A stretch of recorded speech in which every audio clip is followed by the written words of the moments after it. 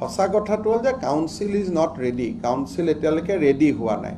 আমি যদি এটা মানসিক কাউন্সিলৰ ওপৰত হেঁচা আনো ৰিজাল্টটো সোনকালে দিব লাগে বুলি, তাৰ ৰিজাল্টটো কি হ'ব যে ভুল ৰিজাল্ট এটা দি দিব। কি ক'লে এই বিষয়ে মাননীয় মুখ্যমন্ত্ৰী ছাৰে, আহকচোন এবাৰ শুনো। হায়াৰ ছেকেণ্ডেৰী ৰিজাল্ট কোনোবা দিন দিব, তেওঁলোক ডেফিনেটলি ৰেডি হোৱা নাই। গতিকে এইটো খুব বেছি পুছ কৰি থাকিব নালাগে। পেপাৰ বা পাব্লিকৰ হেঁচাত কিবা এটা ভুল ৰিজাল্ট এটা দি দিব। সঁচা কথাটো হ'ল যে council is not ready. Council এতিয়ালৈকে ৰেডি হোৱা নাই। আমি যদি এটা মানসিক কাউন্সিলৰ ওপৰত হেঁচা আনো ৰিজাল্টটো সোনকালে দিব লাগে বুলি, তাৰ ৰিজাল্টটো কি হ'ব যে ভুল ৰিজাল্ট এটা দি দিব। আকৌ গতিকে যিদিনাখনে ৰিজাল্ট ৰেডি হয় তাৰ 24 ঘণ্টাৰ ভিতৰত ৰিজাল্ট দি দিব। আৰু আউটাৰ ডেট এটাতো থাকেই যে আমাৰ এডমিশ্যনবিলাক ষ্টাৰ্ট হ'ব এপ্ৰিলৰ শেষৰ ফালে। গতিকে সময়ত ৰিজাল্টটো দিব।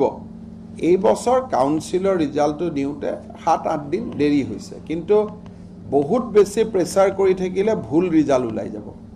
সেইকাৰণে যোনদিনা ৰিজাল্ট দিব ৰাতিপুৱা গম পাব, গধূলি ৰিজাল্ট পাই যাব ধুনীয়া কৰি।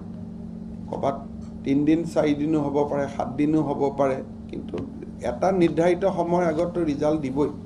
মই এইটোলৈ বহুত বেছি স্পেকুলেট কৰি থাকিবৰ কাৰণে মই ভাবোঁ যে এইটো উচিত নহয়।